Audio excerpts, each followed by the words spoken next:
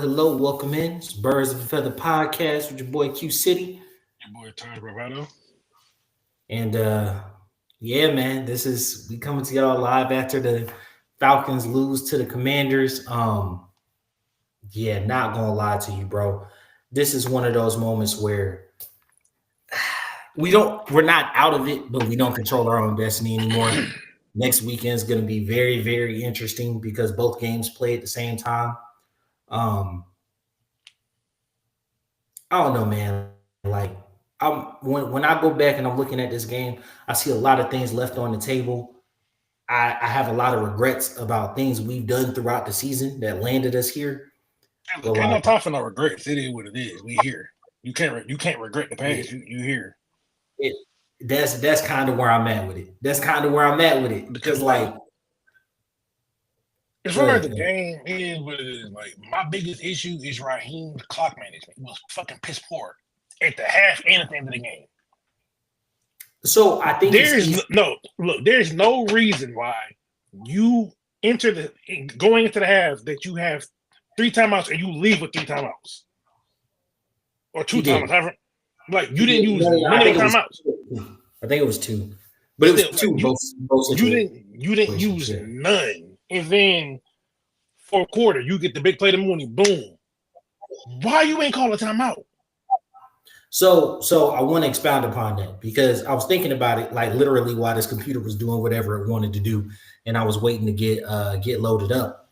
I was sitting there and I was like, what would put you in that situation? Raheem has worked with Dan Quinn. He's worked for Dan Quinn. I think that he believes schematically, defensively, Dan Quinn is elite and would be better equipped with more time. So in that situation, if you looked, both situations in which we're saying you should have used a timeout came after a big play.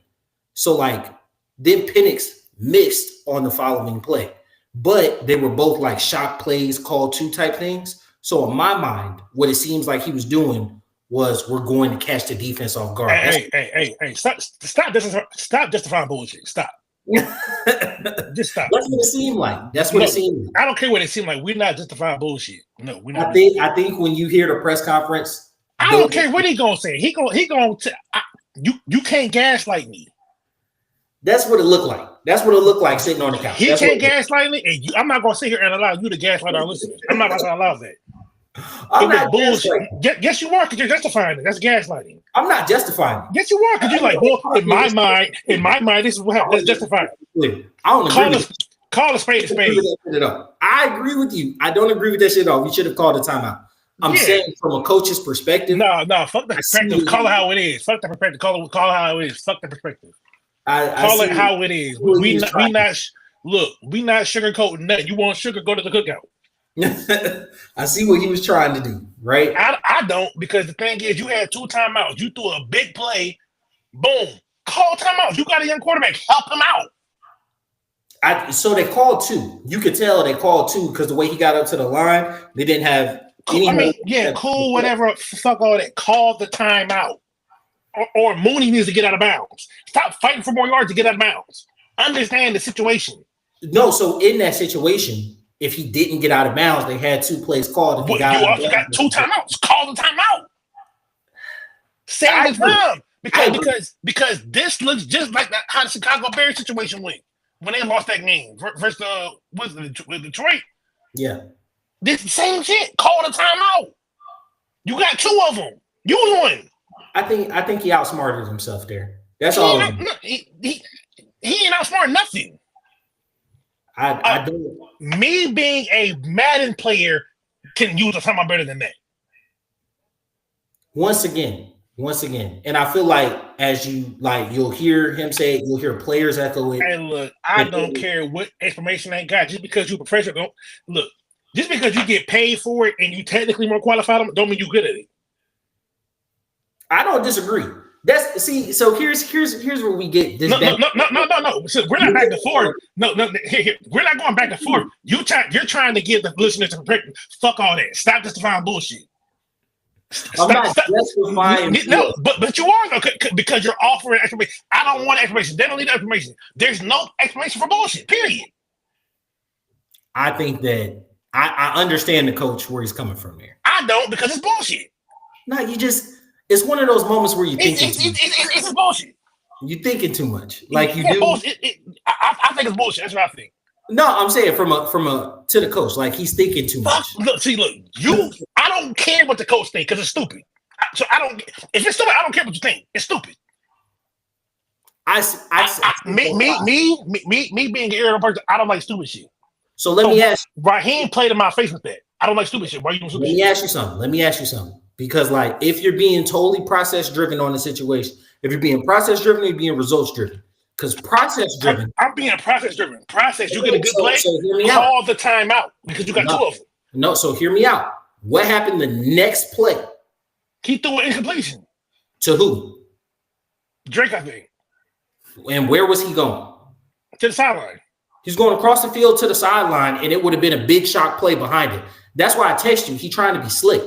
Like you're trying to catch the defense off guard. I hear you, but I'm not going for that. It's stupid. It's stupid. Call the timeout. You got two of them. Call the timeout because I can understand. Okay, whatever it was. You did the same thing before half. Yeah, we got 3. We could have got 7. Call your time out effectively. You are pissing away the game. You got a young quarterback. Help him out. Maybe that was help him. In his mind. That was helping him out. That's not helping. Because now you're creating a rush process. You are creating a rush process, but you're creating a rush process for the defense as well. Man, fuck them. Because it's all about you. You're speeding up your quarterback when you don't need to. Call that timeout. Okay, but think about if you only got one, cool, do what you gotta do. Think about call the time out. Think about the touchdown to Pitts, right?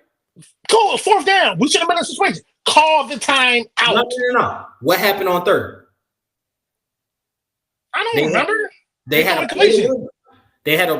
play to London to get closer on 2nd. Bro, those are 2 different circumstances. Stop justifying bullshit, bro. They were under the 2-minute mark. No, okay, cool. But we was in the red zone. We're talking about seconds trying to get in the field goal range. It is 20 seconds left, and you turn down the opportunity for a touchdown. Because it took you like 7 seconds to get the playoff. 19 seconds wasted off, yeah. So what are we doing? Call the fucking timeout. Once again, I don't. Bro, I'm not. No, but you justifying the bullshit because you keep on talking about. Yes, you are. No, bro, I know but I don't care about that. You keep on trying. I don't care. It's stupid. You're not about to gaslight me into saying, okay, I see. It's stupid. It's point blank. Period. Stupid. Yeah, I like to see from the coaches in. It's stupid. I like to see from the coaches in. It's stupid. I see why. Okay. Look, when it's stupid, I don't care where you're coming from because it's stupid. You shouldn't have did it. Call the timeout because there, in that situation, the process. There is no good process of getting a big play and then wasting 19 seconds when you need the yards. If you get another big play behind it, then yeah. But you wasted 19 seconds in between plays. It wouldn't have mattered if you got another big play behind it. The yards that we got, it still matters. It still matters. It still matters. That is a horrible. That's horrible. That's horrible. It still matters. It still matters. You got a young quarterback. Help him out. Call the timeout. You got 2 of them. Use one. Call the timeout. His mindset, he wouldn't have been. Bro, the only time they called a timeout was when it wasn't a bad play. After the clock was stopped. Oh, now you want to call a timeout. You should have been called it. Like, no. It's a bad process. There's nothing that you're going to say to me that's a bad process. You get a chunk play, call the timeout, allow your quarterback to reset so he doesn't have to rush himself. You don't rush unless you have to. You didn't have to rush him. There's no reason for that. It's stupid. It is a stupid process. Like, I get what you're saying. I understand what you're. Oh, I see what the coach. Fuck all that. I'm not hearing none of that because it's stupid. There's nothing that you're going to tell me that's going to make me think of it any less stupid. Even if they got the chunk play, it's still stupid. I don't think you would have viewed it that way. I still thought it was results driven outside of process. No, I'm processing because it was stupid. Call the timeout. That was a bad process. I'm not results. I'm very process driven. That was a dumb process. Even if you catch it, it's still dumb. If they would have scored, I was like, okay, I'm going to score, but that was still stupid. I can like the result. I can like the result. Hold on. I can like the result and still dislike the process. That was a bad process and bad result. Okay. Now, the point that I'm trying to get across to you, because I said it over and over again, you keep saying, oh, help your quarterback out. Let me finish. Help your quarterback out. In his mind, that's him helping his quarterback out. It was stupid. I'm not saying that's right or wrong. I'm definitively saying that's wrong. But I understand where he's coming. My quarrel is not with you. It is with you trying to explain why he did it. I don't care. That's what I'm telling you. Because it's stupid. So we're going back and forth about something that I don't care about what he thought because it was stupid. I don't know if I can call it stupid. It was stupid. It's not something I would do. The clock management was stupid. If you are in a you are in a gotta have it moment. Boom, get a big time like oh bet cool. And it took you 19 seconds to get the ball off. What are we doing? But that wasn't bro. The only reason that we were even in the game because of a pass interference. The whole process was bad. It was bad. I don't disagree with you. For me, it's one of those moments where. So for me, I like smart football. Right? Hear me out. That one's smart. Hear me out. I like smart football. Sometimes, what I think happens with a lot of coaches is that you get a little too smart for the room, and like I saw the vision there. I didn't. Bad execution, bad kind of mindset. It's not something I would have done. But like I understand you trying to outthink the room there. You know what I'm saying? You done read a word, now you think you can pronounce it type shit. You trying to be too smart right there. But that's not the only reason we lost the game, bro. I'm gonna tell you straight up, the game flipped on that freaking Malone play, man. Yeah, I mean, yeah, it did flip, but management also played a part. No, management played a part, but I'm saying because at the end of both halves, management cost us. Like it did because if you managed the end of the first half better, you could have got 7 instead of 3. Because the way that because like you can't justify leaving with all your timeouts. Yeah, it's crazy. There's nothing you can say to justify that. Like use your timeouts, get your quarterback into better plays, give your coordinator some time so you don't gotta rush stuff. Use your timeouts to your friends. Like, but I think to be fair, Penix missed on a good bit of throws tonight. He did miss, but I mean that's also due to chemistry. He's only been playing with these people for 2 weeks. It's gonna happen. It is what it is. But regardless of the fact, use your timeouts. I think that off the timeout piece, there were multiple factors of the game, right? Look, because they could have if they would have used some timeout, they could have got the ball to Bijan or they could have run the ball more. Because Bijan was feasting in the first half. Bijan was killing him in the first half. Bijan is special, bro. And I think I didn't realize he was only behind Saquon and Derrick Henry for like total scrimmage yards this year. Yeah. He is going, but and we called it earlier. I think, what did we say he was going to end at? 1,700? Something like that, yeah. I think we said he ended at 17. He might end around 1,750 because the odds of him not getting 100 yards against the Panthers is slim to none. I mean, it doesn't really matter. Yeah. Well, best bet of the week. Now, yeah, so that's the point I want to get to, right? We'll discuss it more in the pod and whatnot, but like that's the main thing is we don't control our own destiny anymore. Like we are fully at the hands of the New Orleans Saints, and that is we don't even control our own time anymore. Yeah, like it's a terrible moment to have. The other thing I was gonna say, in why this game was like super frustrating, is the fact that had we beaten the Commanders here, there was still a possibility of getting the 7 seed. You know what I'm saying? And now that's out the window as well. You know what I'm saying? And kind of just in a situation, there's a couple winner-take-all games next week, but we're definitely in a position where we don't control anything that happens now. Not at all. It makes me wonder. It makes me think about like the part that's frustrating to me is we endured 5 weeks of bad football with Kirk.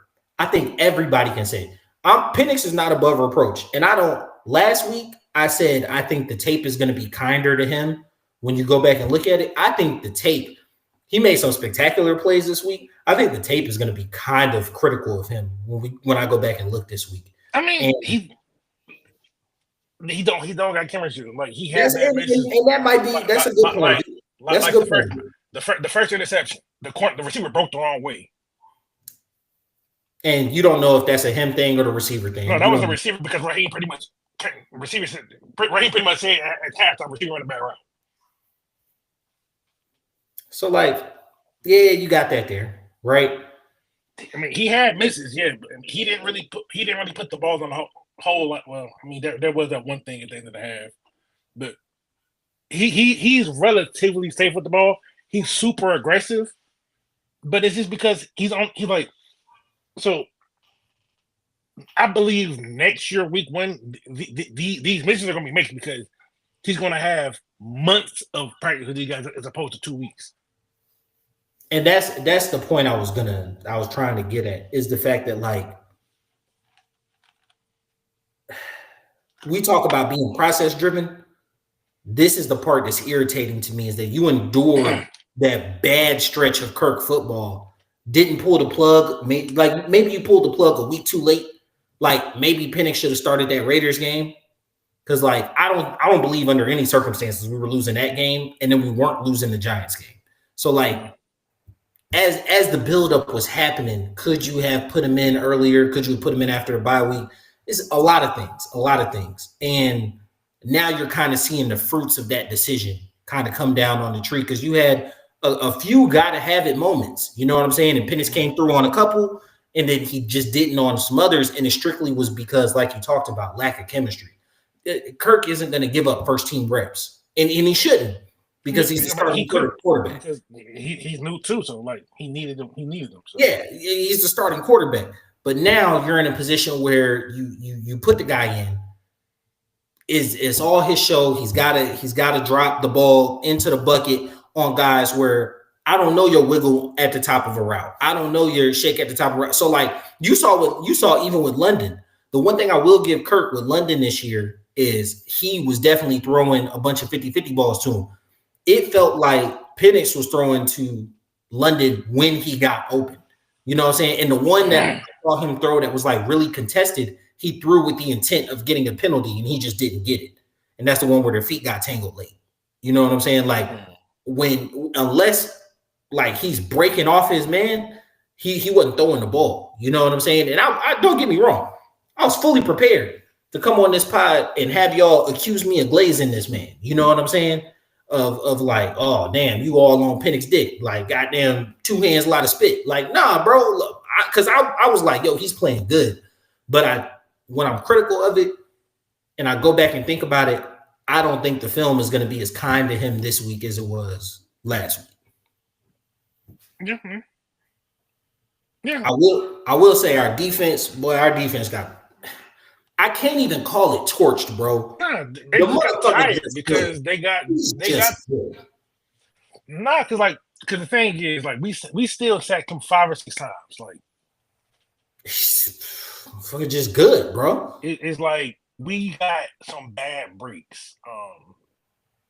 Because that wasn't a penalty. I don't care what that wasn't no penalty. Like, he bumped him way it was down. just like he bumped him way down the field. Nah, I can't get behind you on that one. That was clear. That was not clear. That was get behind you on that one. No. I've seen I'm all for seeing but I can't get behind that one. No. I've seen way worse not called. Like, nah. Now the one I will say that was just a simple chuck. Like, late in the game, you can't tell me in any world that wasn't a pass interference on Kyle Pitts. The man grabbed the whole inside of his collar as he going down to the ground. Now that London made it right on 4th down, but like, come on, bro, that would have saved us some time. Yeah, probably would have. But in all truth and honesty, man, I think that we're probably going into the season with 9 wins. I don't see us losing to Bryce. Well, I don't know, because they got a foot broke off in them today, so they might come in mad. They definitely gonna fight us. Yeah, they definitely gonna play us hard. So like, yeah, they got curb stomped today. So like the Bucks being able, and that's the thing, the Bucks are getting hot at the right time. You know what I'm saying? And the Saints, they ain't showed no fight against the Raiders today. They looked pathetic. And I cannot imagine under like that coach isn't gonna get hired. You know what I'm saying? The Saints coach, he's not gonna get Oh hired no. for the job. You know, so it's not like it's not like the Raiders late last year where you're playing to save the coach. You know what I'm saying? You already got your new coach bump. You've lost to the Giants and Raiders in back-to-back weeks. The odds, the thinking that you're going to beat a winning you're in Bucks team, nah, bro. Nah. It's not. It's I probably not. mean, it's possible, but I mean, they really could just pull the ultimate fuck you to us. And You thought we were gonna help y'all? Nah. yeah, like I couldn't, because they dislike the Bucks, but they hate us. You know what I'm saying? So like, and at this point in time, it mess up their draft position even more, and they need a quarterback. So, I mean, honestly, I think they're not getting a quarterback regardless. yeah, what they got? They got 4 wins, don't they? Or they got 5 wins? They're not even in the top 5 picks. Yeah, bro, that's something we didn't get a chance to do ATL this week. You guys, we're gonna get together. That's one of the things I wanted to talk to you about. Like, bro, it's damn near a split right down the middle. Like, you either got 2 to 5 wins, or you got 8+. Like, it is a chasm this year in the middle, and there's a bunch of bad teams. And this is usually not how the NFL operates. You know what I'm saying? Like, you don't usually see that. Like, the number 1 pick last year had 3 wins. The number 1 pick the year before had the number 1 pick last year had 4 wins. The number 1 pick the year before had 3.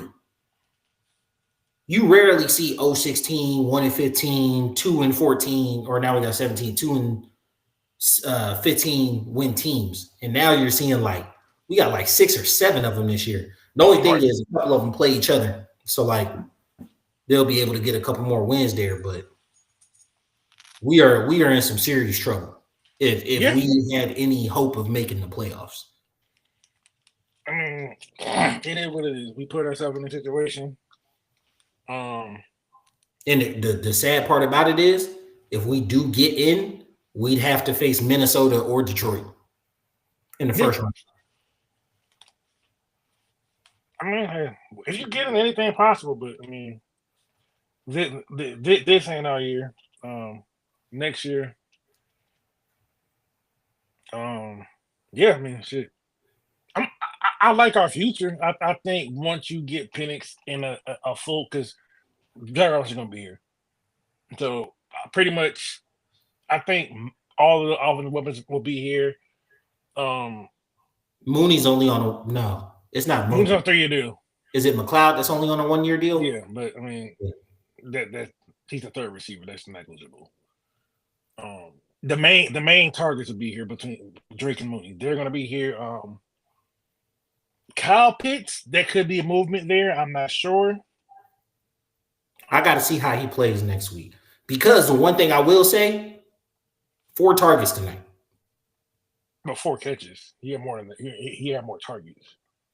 Nah, I think he only had 4 targets. He missed one.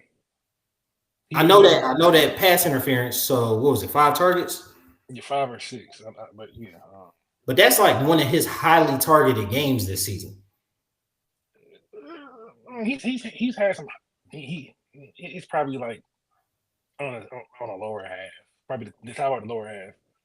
It looked like they actually were trying to do something with him tonight, which hadn't been the case in a bunch of games. I mean, but I did say that they need, the thing with Pitts is he's fine. You just got to get him involved early. I've been saying this the whole time. You have to get him involved in the game plan early to engage him. Because when he's engaged, our offense is better. We are a better offense when Kyle Pitts is involved. Yeah. His first touchdown will always be to Kyle Pitts, right? That's awesome. Came at a crucial point in the game. And he threaded that shit. Yeah. If you look at the stats, it says 1 touchdown, 2 picks, and 1 pick. He only had 1 pick. No, since he started, he had 2 picks. Oh. And okay. the smooth brain mofos is going to be like, oh, he's getting the same thing with Kirk. There's no way you could look at this offense and think that Kirk was playing at this level. There's no way. This offense that they like, I texted you earlier. Like, this looks like the offense Zach Robinson has been wanting to call. Like, there's deep shots, there's play action rollouts, and even he doesn't look like a statue in the pocket. And there was one Facebook comment this week. I forget dude's name. I don't even want to put him on blast or give him promo. But he was like, oh, this who y'all think is a mobile quarterback, showing Penix. With surgeries and whatnot. You talking about the thing on Facebook? Yeah. And like the fact that you think mobile quarterback means runner is crazy. By definition, bro, Tom Brady is a mobile quarterback because of how he moved in the pocket. Okay, hold on. How he moved in the pocket. Hold on. No. Go ahead. I can bring up a million clips of him moving in the pocket. Moving in the pocket is okay. Hold on. That's a level of mobility Kirk did not have. Yes, it's a level of mobility, but that's not being a mobile quarterback because that means he just has great pocket movement, but mobility is like Penix is mobile. He has the ability to run, he just doesn't.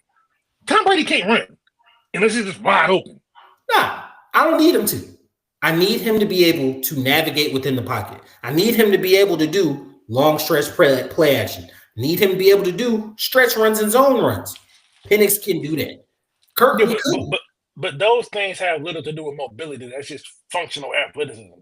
Kirk wasn't functionally athletic. Because what you're doing is you're making Tom Brady was a functional athlete. He wasn't mobile. He was just I could function around the pocket. He was elite in the pocket, but he wasn't Tom Brady. No, Tom Brady and mobile do not know each other. I'm saying it in the sense the only mobile Tom Brady is his phone. He had the ability to move within the pocket. Yeah. Penix has you're sitting here talking about, oh, he's got these knee surgeries. Like, if you think that pocket mobility, pocket awareness, ability to move within the pocket is tied directly to like your 40 time, you're retarded. And that's going to be redacted. You're stupid, right? Like, there's no way those go back. You got to put that out. You trying to get this cancel to get put on. Yeah, but just in all truth and honesty, like those two things do not go together, bro. Like mobility and a 40 time do coincide. They do. But the thing is, Penix ran a fucking 4.5. So people he can move. When I saw him take off, he had that little takeoff today. It wasn't even a takeoff for real. He just kind of fell forward. But the thing with Penix is like he can run. Okay, if I could probably explain Penix in the best way, he's Jason Kidd. He can score, but he'd rather get to his guys. Or Rondo. We'll call him Rondo. I see the comparison you're trying to make there. I wouldn't be opposed to it. Because people were like, man, Rajon Rondo, like, yeah, Rajon Rondo could have easily got his own bucket, but he'd rather get it to other people. That's Penix. Because Penix can run, he just don't. I meant to ask you, does he have a knee brace on? Yeah, on his right leg. I thought so. Like, I was looking at it and I was like, he's got the sock pulled up over it in the pant. Yeah, that's the one he had the 2 ACL surgeries on. And I was looking at it, I was like, that looked weird. But yeah, I mean, Matt Ryan wore knee brace on his plant leg his whole career too. Yeah, you're able to get it done. Yeah, that's not affecting his mobility or anything. It's just, I think, more of a preventative thing than anything. Yeah, and hey, if it brings you a level of comfort, it doesn't look like it bothered his throwing motion at all. No, because he played with him in college. Yeah, that's just part of his thing. Like, it just is what it is. I mean, he'll be fine. But Penix will be fine. People are gonna be like, oh, he's missing throws. He don't got chemistry with these people. Yeah, he's been practicing, but the thing is, you can't replicate months of practice. You can't replicate months of reps in 2 weeks. Nah, it's not possible. Which, to be honest, spelled doom for us if we do like the ability is there, so I'm gonna speak positivity. It spells doom for us if we do make it to the playoffs because like those windows get tighter. I mean, It I ramps. don't. I don't think it spells doom because I just look at it as more experienced mechanics. That's all it is. Like I don't really have no aspiration of a Super Bowl or even a playoff win. If we get in, great. But it like I don't expect us to do anything. I don't expect us to make no noise this year. Cause like this is still not Raheem's team yet. It's a team he inherited for the most part, but this ain't his team. Oh, that's the last point I want to get on the live, and we'll probably dive deeper into it when we record. But the Terry Fontenot slander has got to stop. Like strictly from this point, the only bad signing I can say this man has done is Kirk. I'm not even gonna call it a bad signing because the thing is he served his purpose, but like I don't. It's time. It's over, right? Page is flipped. The thing I would literally, if you look at his in conjunction, right? But if you look at his drafting and his signing, hear me out. The person I would compare him to is John Lynch, because your only miss was swinging big on a quarterback, and you got saved by a draft pick. Other than that, if you look at drafting, finding late gems, finding second and third round gems, and who you signed that has made an impact on your team. You wrong there. Nah, bro. You wrong there. Who? John Lynch has hit much more on late round picks than Terry has.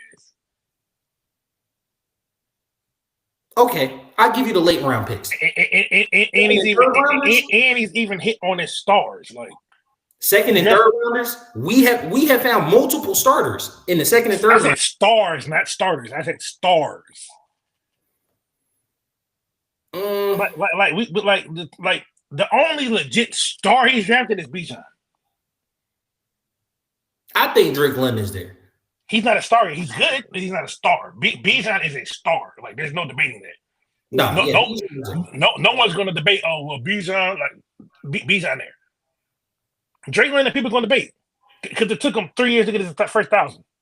Yeah, but that was a lot of that was quarterback. I mean, it could be, but I mean, Brown's got 1,000. And who we got? That's a different level, though. That's a different level. Brock Bowers may fucking be a Hall of Famer while you bullshit. Okay, then. That's what I'm saying. Terry doesn't have that many Terry only has one Grand Slam. Okay, I'll take it like this: one Grand Slam. Boy, he on base a lot. I mean, but the thing is, like, because you saying the second, like, his best picks were running backs. Bijan and Tyler Algier. Those are his two best picks. Okay. Then Ebiketie, he's showing flashes. Ebiketie's coming on strong. Zach Harrison made plays last week, made plays the week before. Right now he's a rotational guy. Right now he's rotational. Look who's in front of him. You gonna get rid of Anyamata this offseason. Okay, cool, but based on what you're doing is projecting off what you think he could be, not where he's at right now. Where is he at right now? He's not there. He's a rotational piece. I'm cool. Yeah. All right, cool with that. Because the thing is, I can't compare Terry. He's not a bad GM. He's average though. Terry's average as fuck. Look at the picks he's made on the line. Look at the signings he's made on the line. He's made 2 picks on the line. He just re-signed on one. He's only added 2 people to the line. Everyone else was there. And part of being a GM is retaining good talent. Is it right or wrong? I'm not giving you credit for re-signing nobody. Come on now. Look, I'm not. Come on now. The line was good. Part of being a GM. Look, I'm not giving you credit for re-signing because the talent was there. I'm not giving you credit for that. That's crazy work. I mean, you can call it what you want, but I'm not giving you credit for retaining a good player. Oh, that was so hard to re-sign a good player. I'm not giving you credit for that. You have to be able. You know what? We can discuss more of this on the pod. Point is, we don't reach the limit.